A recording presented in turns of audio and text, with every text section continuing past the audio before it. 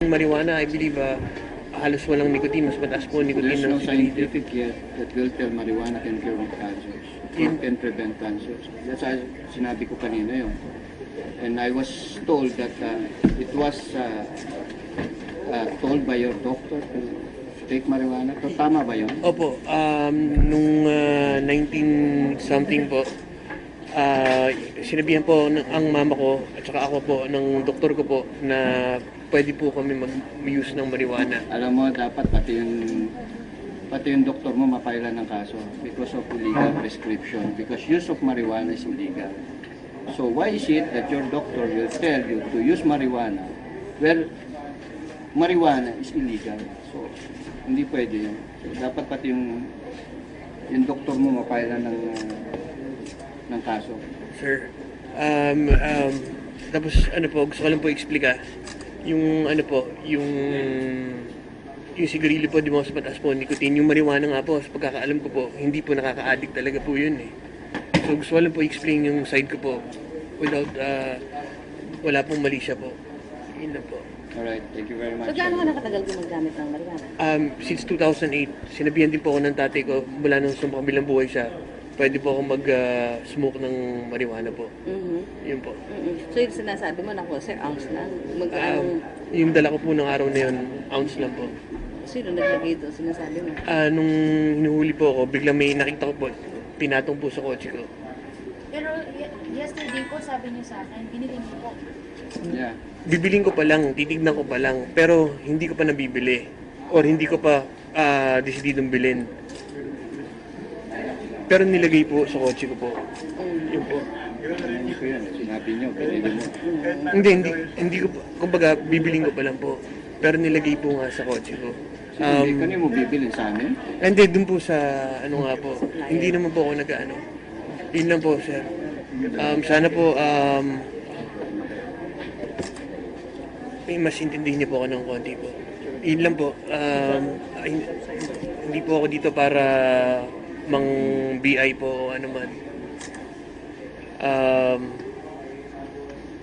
Gusto ko lang po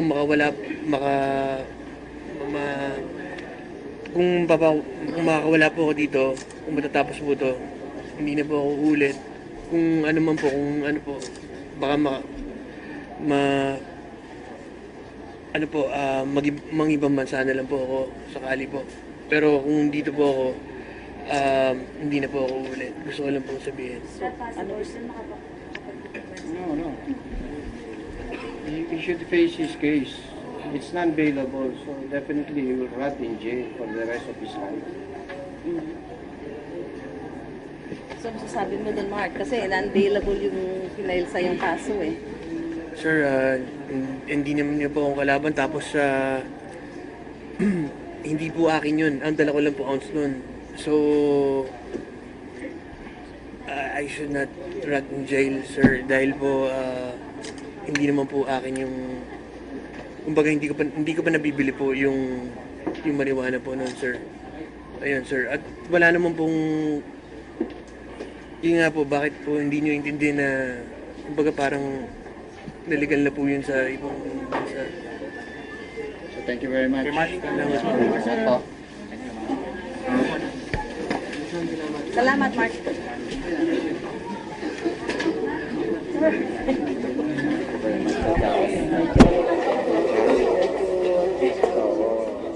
Tapon ina-admit niya na binili niya yung 1 kilo. Siya pa nga nagsabi na binili niya kay Kapag Francis. sir, Ha? Senate ka. Yan, Senate hearing yan. So, nung nahuli siya, nandun ka pa. Nandun ako eh. Actually, kararating ko lang kasi Tinawagan kanina. ka lang. Yes, tinawagan ako.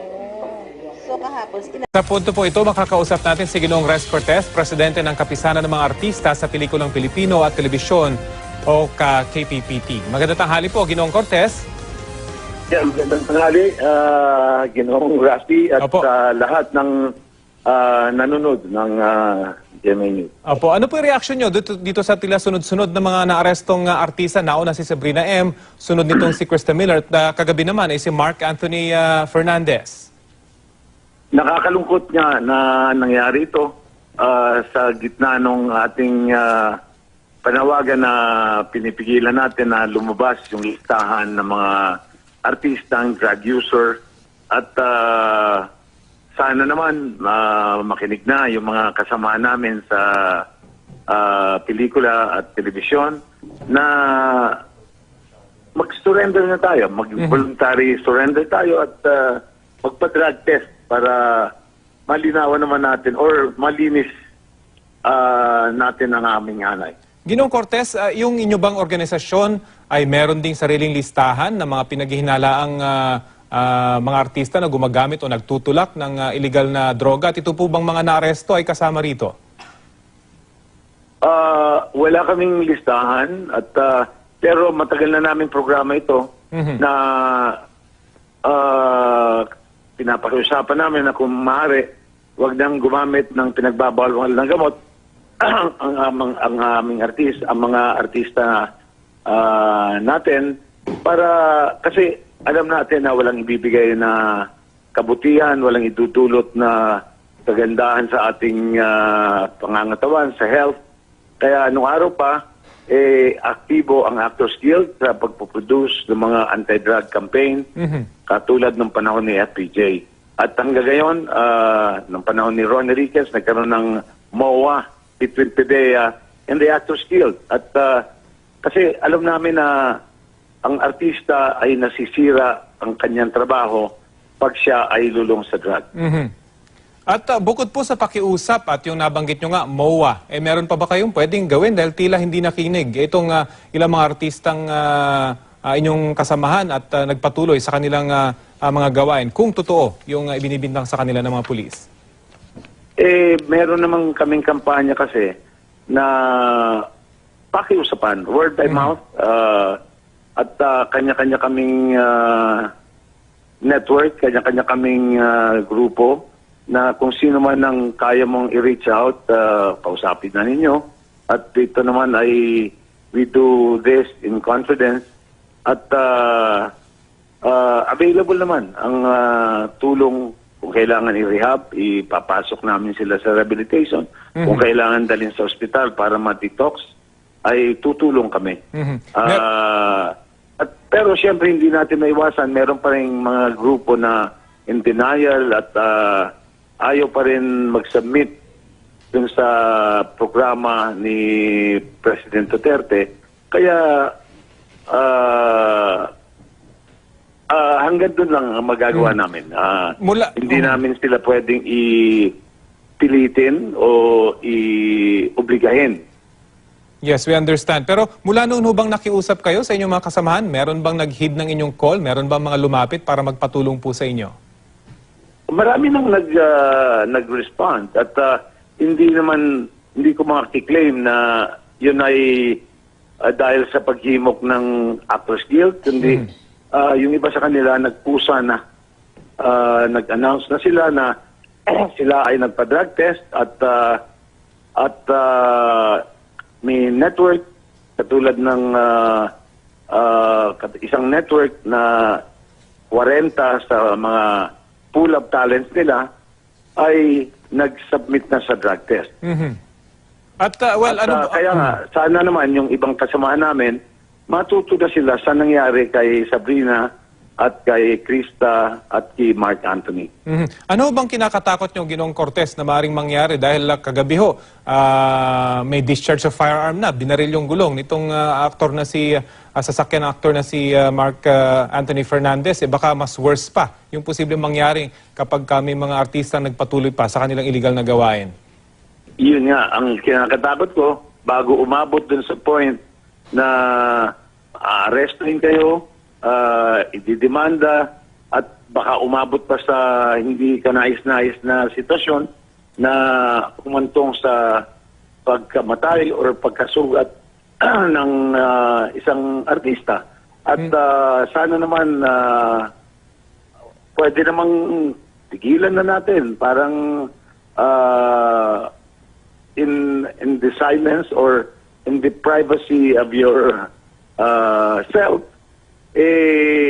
gumawa ka na ng hakbang para mawala ka na sa pinagbabawal ng gamot. Although, naniniwala ako na yung mga kabataan ngayon ay mas health conscious. Dahil alam naman nila na ang shabu, ay nakakasira ng mukha dahil yun ang puhunan namin.